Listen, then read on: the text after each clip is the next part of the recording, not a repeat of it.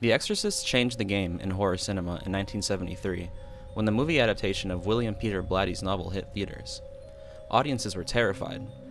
You can still find footage of moviegoers fainting after walking out of the theater because what was on screen was just too much.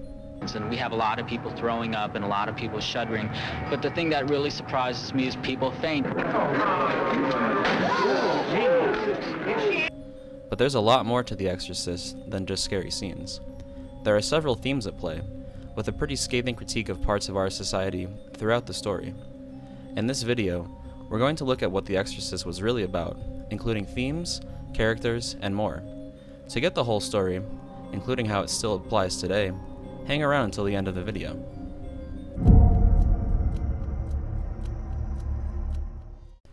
The Exorcist is one of those great films that can serve multiple purposes. If you watched it and just saw a creepy exorcism story, that's great. But there are several underlying themes in the movie that carry it throughout and make it one of the best horror movies ever made. The actual exorcism is just the climax of these themes coming together. We're well into the third act before it begins, and if you take away the build-up from different characters and angles, it might even seem underwhelming, but it's actually a great payoff. At its core, The Exorcist is about a crisis of faith. First, there are the obvious angles of talking about faith in God. Chris MacNeil, Regan's mother, and Father Karen are the two characters who most represent this. Chris MacNeil is an actor filming a movie in Georgetown. That's why the MacNeils are in the Washington, D.C. area.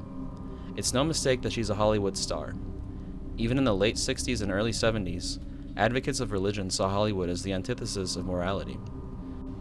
Chris is extremely hesitant to involve religion in any way in the diagnosis of Regan, once Regan begins to show signs of possession. At one point in the story, Chris finds a crucifix in Regan's room and becomes enraged. She dismisses faith out of hand and wants nothing to do with it at first. In trying to diagnose her daughter, Chris takes Regan to every type of doctor imaginable, refusing to turn to the church until she has no other option. Father Karras, on the other hand, is a man of faith as a priest. However, he struggles with the same crisis that Chris ultimately does. Not just a faith in God, but a lack of faith in humanity that opens the door for evil to thrive. Having the name Damien, a name frequently incorrectly associated with the devil, but still with relevance. In Greek, the name means to conquer or to tame. That is exactly what Father Karras is trying to do in The Exorcist. Tame and conquer the demons within himself by facing the demon that has possessed Regan. That, to me anyway, is the central core of The Exorcist's meaning. When faith in humanity is broken, evil is allowed to grow and dominate. At the same time, those who get close to pure evil are corrupted by it and ultimately scarred or worse. When Regan is fully possessed, the demon Pazuzu uses Regan to attack the spirit and kindness of those close to her. With Father Merrin, Pazuzu taunts his faith, knowing that the priest has been physically weakened by their earlier encounters.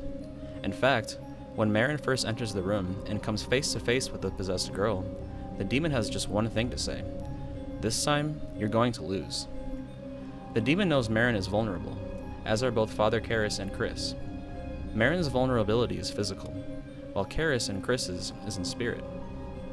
When Pazuzu possesses Regan, the demon shows that the closer people get to evil, the more it erodes their faith, kindness, and will. It's a message that remains true to this day. The purpose of the demon is not to harm the possessed person, it is to alter those around them, much like we see evil people in our real world do even today. In the book, Merrin states, "And yet, I think the demon's target is not the possessed. It is us, the observers, every person in this house. And I think the point is to make us despair, to reject our own humanity, Damien, to see ourselves as ultimately bestial, vile, and putrescent, without dignity, ugly, unworthy.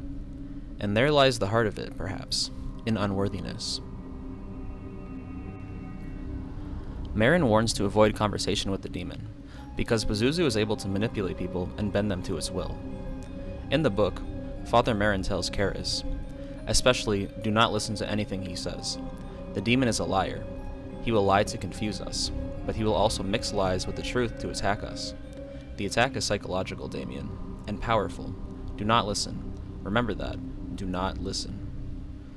To defeat the demon, it takes a show of love, empathy, and sacrifice in the face of fear, in the face of evil.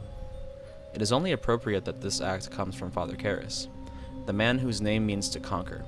Karras is able to conquer his fear and doubt to save Regan and defeat Pazuzu, at least for now.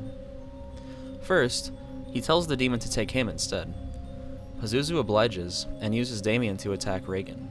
Then, Damien overcomes the fear and doubt that has dominated his character with an act of love and sacrifice.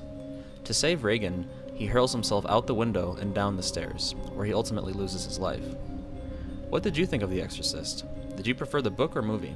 Let us know in the comments, and remember to subscribe for a lot more on everything horror. Have a great day, and stay strange out there.